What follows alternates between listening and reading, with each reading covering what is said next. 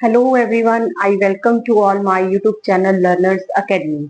तो आइए आज के इस वीडियो में हम बात करेंगे जो सीटेट जुलाई 2025 में हमारा आने वाला है उसी के बारे में। आज क्या है, आज 1 अप्रैल है। आपको अप्रैल के फर्स्ट या सेकंड वीक में सीटेट 2025 का नोटिफिकेशन जल्द ही देखने को मिलेगा। पर उससे पहले हम बात कर लेते हैं कि क्या सीटेट का एग्जाम का पैटर्न रहता है, कौन कौन से सब्जेक्ट आते हैं, आपने क्या क्या लेना है, कितने कितने मार्क्स के आते हैं और लैंग्वेज में आपने कौन सी लैंग्वेज चूज करनी है। तो इस वीडियो को अंत तक जरूर देखिएगा क्योंकि ये आपके लिए बहुत ही ज्यादा इंपॉर्टेंट रहने वाली है। आइए अगर हम सबसे पहले बात करें सीटेट के पेपर पैटर्न की, तो इसमें पहले हम बात करेंगे कि जो सीटेट है वो 2 लेवल्स में होता है। पहला होता है पेपर 1 एंड सेकंड होता है पेपर 2। जो पेपर 1 होता है वो होता है पीआरटी वालों के लिए, और जो पेपर 2 होता है वो होता है टीजीटी लेवल के लिए। और जो हमारा पीजीटी लेवल है, अभी तक सीटेट में उसमें कोई भी एग्जाम नहीं कंडक्ट किया, बट हो सकता है कि आप आने वाले समय में आपको सीटेट का पेपर 3 भी देखने को मिल जाए जो कि पीजीटी लेवल का होगा। अभी फिलहाल सीटेट 2 ही एग्जाम कंडक्ट करता है टीचर एलिजिबिलिटी के, ठीक है। तो उसमें से पहला है पेपर 1 जिसमें पीआरटी टीचर बनते हैं हम, मतलब फर्स्ट से 5th क्लास के बच्चों को टीच करवाते हैं। कौन कौन सी क्लासेस के? फर्स्ट टू 5th क्लासेस के। और इसमें हम कराएंगे 6 to 8 क्लास के बच्चों को, ठीक है। 6 to 8 क्लास के बच्चे को टीच करवाएंगे और इसमें हम कराएंगे फर्स्ट टू 5th। तो पहले अगर हम बात करें, सबसे पहले इसमें जो सबसे पहले सेक्शन आता है वो आता है सीडीपी का। सीडीपी मतलब चाइल्ड डेवलपमेंट एंड पेडागोजी, ठीक है। ये हमारा कितने मार्क्स का होता है? 30 मार्क्स का होता है। कितने मार्क्स का होता है? 30 मार्क्स का होता है। और ये दोनों पेपर्स में कॉमन रहता है, यहाँ पे भी 30 मार्क्स का आता है और सीडीपी यहाँ पे भी 30 मार्क्स का ही आता है। ऑलमोस्ट सारा पेपर पैटर्न जो सेम ही है, थोड़ा बहुत डिफरेंस है वो आगे जाके आपको पता चल जाएगा कि इसमें क्या डिफरेंस है। नेक्स्ट अगर हम बात करें तो नेक्स्ट आती है हमारी लैंग्वेज, जिसमें हम चूज करते हैं हमारी लैंग्वेज 1, ठीक है। और फिर आती है हमारी लैंग्वेज 2। लैंग्वेज 1 मोस्टली बच्चे क्या करते हैं, लैंग्वेज 1 वही चूज करते हैं जो उनकी रीजनल लैंग्वेज होती है, ठीक है।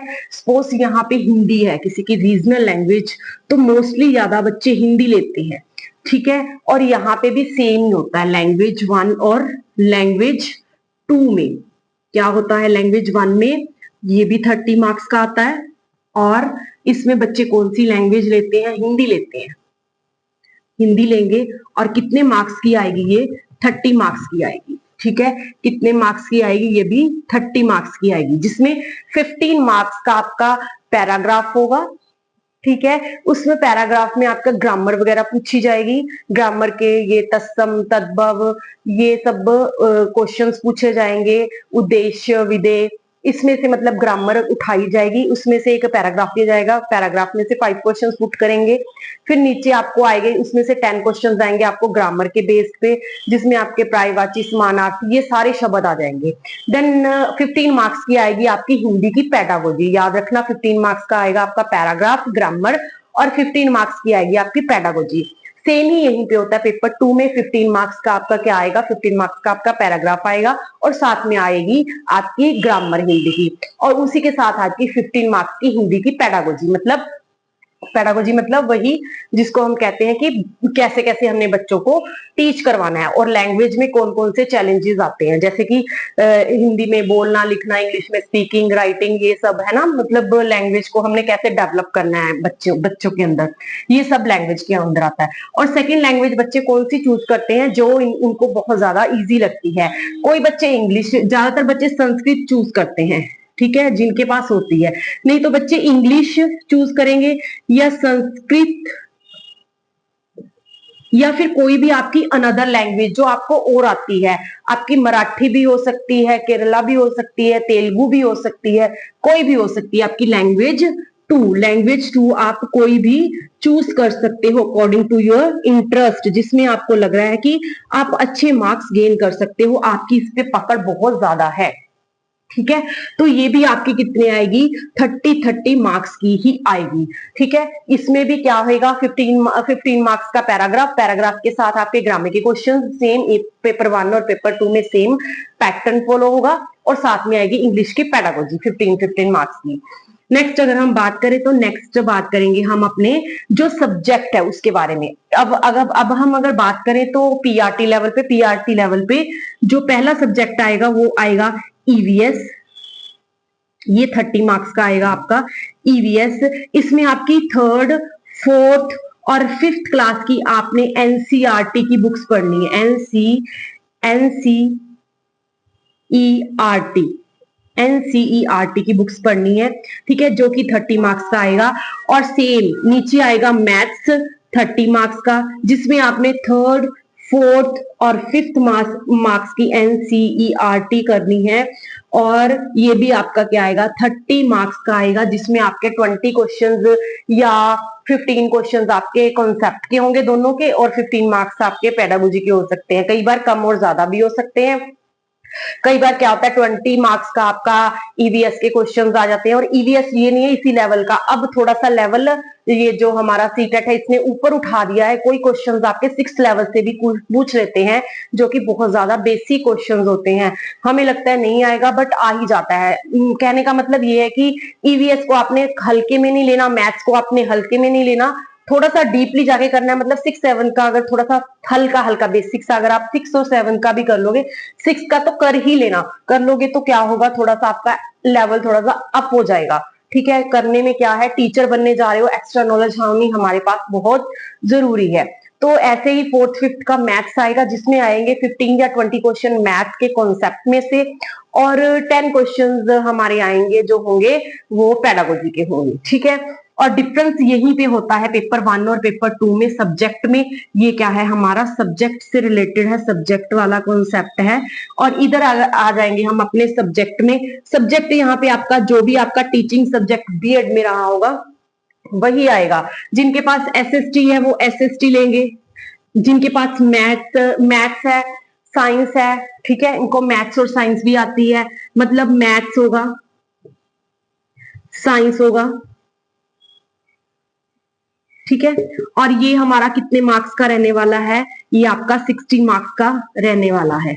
ठीक है, और ये आपके टोटल क्या हो गए, 150 मार्क्स हो गए। तो 30 30 30 ये 90 90 और 30 120 120 और 30 150, मतलब टोटल हमारा जो 150 मार्क्स का जो हमारा पेपर पैटर्न रहने वाला है। यहाँ पे भी हम काउंट कर लेंगे 30 30 30 90 90 और 30 क्या हो जाएगा आपका 150 मार्क्स, जिसमें कि अगर आप जर्नल कैटेगरी के हो, अगर आप जर्नल कैटेगरी के हो तो आपको 90 मार्क्स चाहिए पास होने के लिए।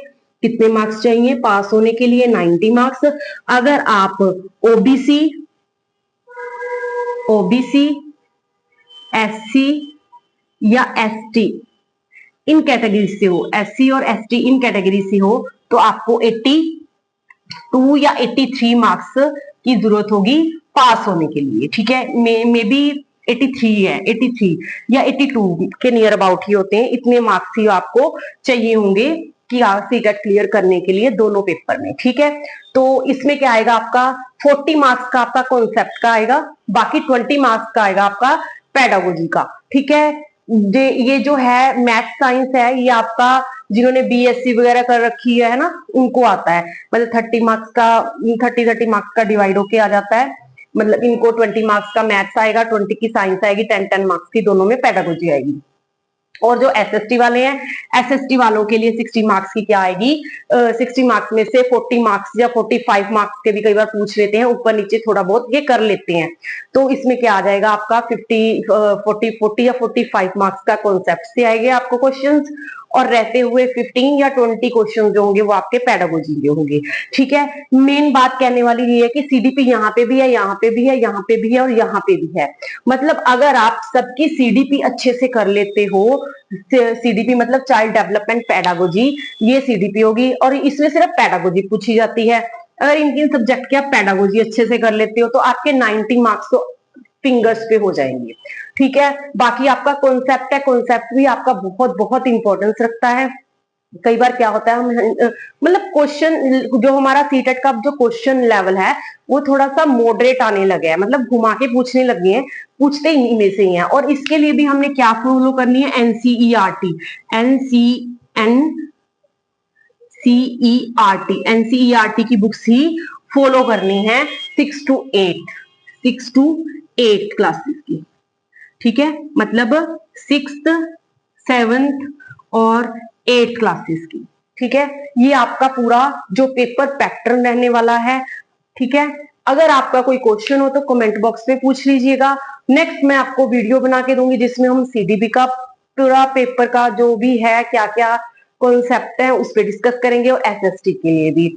अगर आपको सीडीपी क्लासेस अभी देखनी है तो मेरे चैनल पे जाइएगा, उस पे मैंने सीडीपी की अभी पिछले मंथ पूरी की पूरी वो कॉन्सेप्ट को क्लियर से समझा रखा है। तो आप वहां पे जाके प्लेलिस्ट में जाके पूरी की पूरी देख सकते हो, एक एक कॉन्सेप्ट को डीप में समझा रखा है जो कि सीटेट के पॉइंट ऑफ व्यू से इंपॉर्टेंट है। ठीक है, तो मिलेंगे नेक्स्ट वीडियो में, तब तक के लिए बाय बाय।